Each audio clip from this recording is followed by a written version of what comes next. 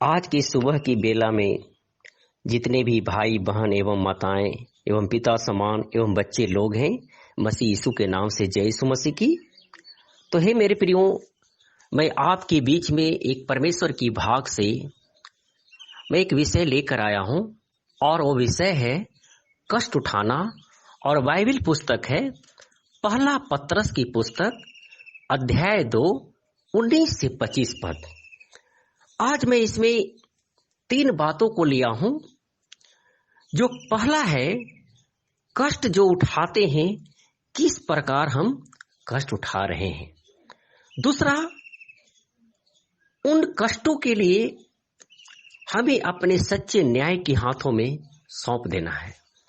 तीसरा, हम अपने सच्चे न्याय के हाथों में सौंपते हुए धार्मिकता के जीवन में बिताएं, क्योंकि हम अभी जान गए हैं कि हमारी प्राण जो है परमेश्वर के हाथ में समर्पित है।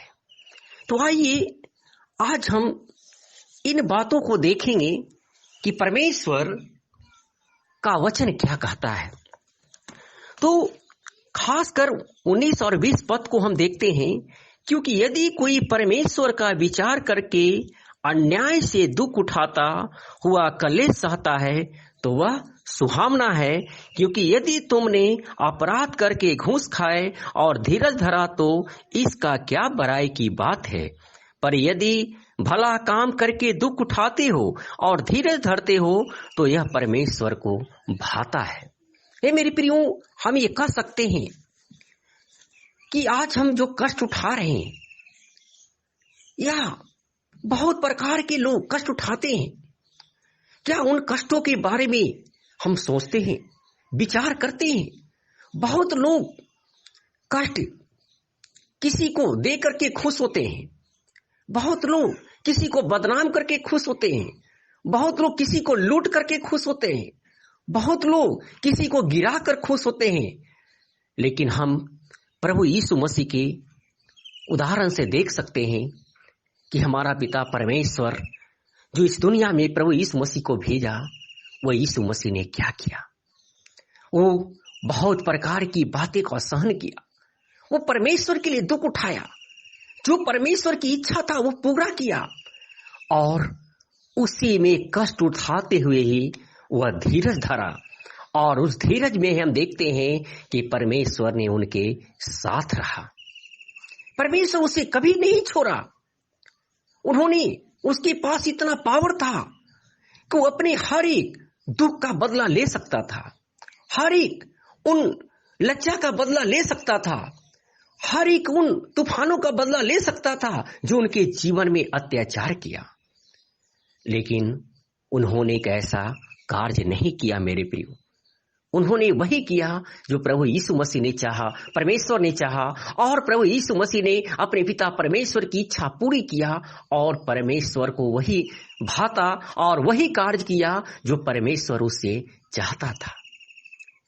दूसरी बातों को हम देखें कि हर एक उन बातों को सच्चे न्याय के हाथों में सौंप दिया। वो कभी भी किसी से कुछ नहीं कहा। हर एक बात जो भी उनके जीवन में था वो परमेश्वर के हाथों में सौंप दिया। तू ही इसका इंसाफ करो। और प्रभु यीशु मसीह ने धैर्य के साथ धीरज धरते हुए अपने जीवन को, अपने हर एक उन बातों को जिनके कारण दुख उठाया, उन सारे दुखों को प्रभु के हाथ में समर्पित कर दिया। और प्रभु यीशु मसीह हर एक बात को हम देखते हैं कि उसके द्वारा हमें शिक्षा मिलता है कि हमें भी हर एक बात को, जो किस कारण से हमारे जीवन में कष्ट का सामना करना पड़ता है, उन सारे कष्टों को हम प्रभु के हाथ में समर्पित कर सकते हैं। हम प्रभु से बात कर सकते हैं, क्योंकि परमेश्वर का वचन कहता है।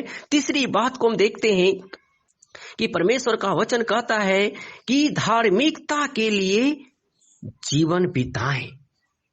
हमें जानना है कि जब हमारे पास कष्ट आती है, तो अगर हम अपने कष्टों को परखते हैं कि हम प्रभु के लिए कष्ट उठा रहे हैं, तो हमें हर उन कष्टों को प्रभु के हाथ में समर्पित करने के लिए आसानी से हम कह सकते हैं। हमें किसी के लिए कोई गिला शिकायत नहीं रहेगा।